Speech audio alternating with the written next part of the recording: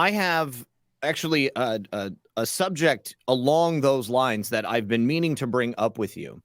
And it has to do with an issue that's very close to our heart. I'm sure you'll remember on September 10th, 2001, Donald Rumsfeld held a press conference, Secretary of Defense.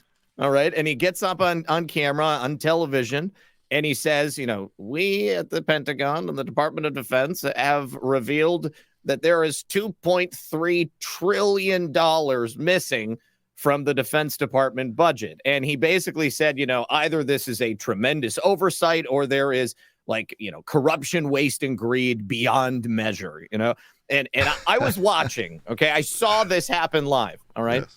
And if you go to any search engine now and you search Donald Rumsfeld, missing trillions, September 10th, then what comes up, you'll be probably maybe not surprised, but certainly delighted to see. It's a bunch of fact checks from the authoritative news sources that says Rumsfeld did not reveal the loss of $2.3 trillion the day before 9/11. First thing that just came up. Yeah. And this is one of those things like if you didn't see this, I mean, we should probably try to see if we can find it if they have scrubbed it from YouTube. I have that video downloaded 800 times. I know you do. But there's people out there. My hope is that it's still available in some form in an easy to track format, because obviously, there's likely people who did not watch it happen live and who only heard about it later on from people like us. Claimed by social media users. Fact check. False. He came right on. He said we cannot track $2.3 trillion in transactions. Yep. It's a fact. Yeah. So Reuters, they say former Secretary of Defense Donald Rumsfeld did not reveal that the Pentagon had lost $2.3 trillion the day before September 11th attacks, contrary to posts shared online that misrepresent his remarks about missing financial audit trails. The figure mentioned by the Department of Defense was more than a year earlier. So they're saying, case closed, guys. It's fake. It's fake because it didn't happen on the day that people are saying. Now, here's the thing. The announcement on September 10th, that was the public disclosure. Okay. Yeah. I mean, that's when he came forward and they have to say something before September 11th because they know on September 11th, they're planning to blow up that portion of the Pentagon, which just happened to be the very section of the Pentagon where the audit trail was located. That's so they had the best and brightest minds in accounting and forensic counting in America. And they all just happen to be right there at the moment that a missile, 737 crashed into the what was the ring? It's like the budget analyst's office. Yes, there it is. Yeah. And so they all of these fact checks are based around the idea that Donald Rumsfeld apparently didn't say this, although I remember him saying it. Okay. And they're saying that I'm excited to announce we're having a huge My Pillow spring sale. And here's a... Sorry, I was trying to click the thing under that. We'll get the mic soon enough.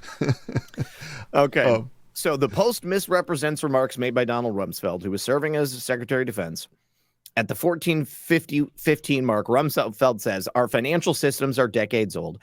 According to some estimates, we cannot track $2.3 trillion in transactions. We cannot share information from floor to floor in this building because it's stored on dozens of different technological systems that are inaccessible or incompatible. But then they do kind of lean into it. While he did make the remarks the day before 9/11, it wasn't the first time that they brought the budget up.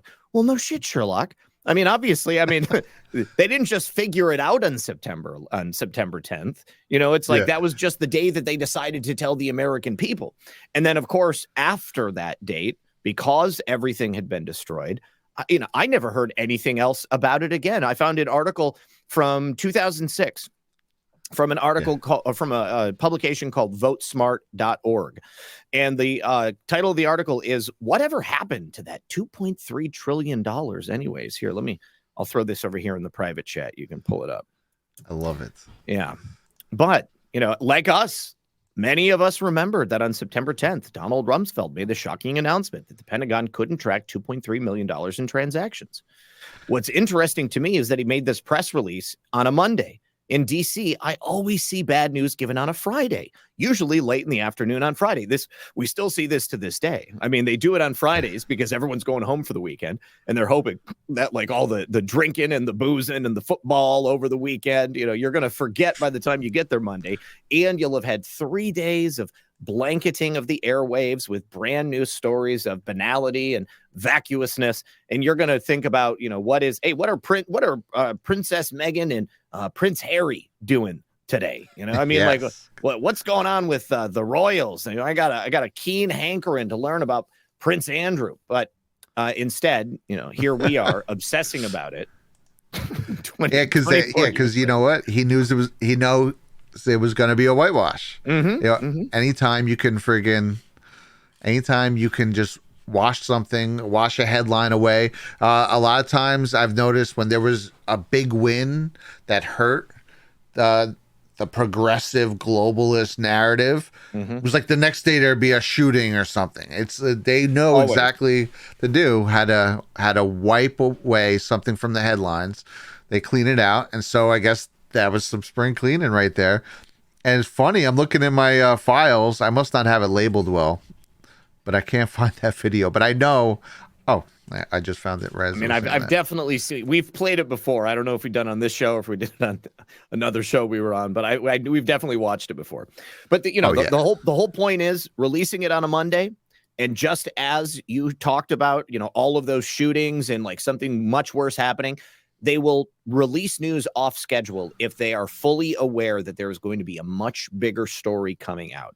And with the typical release schedule of a Friday evening, Friday afternoon, they know that there's 3 days worth of news, and the American public has a remarkably short attention span.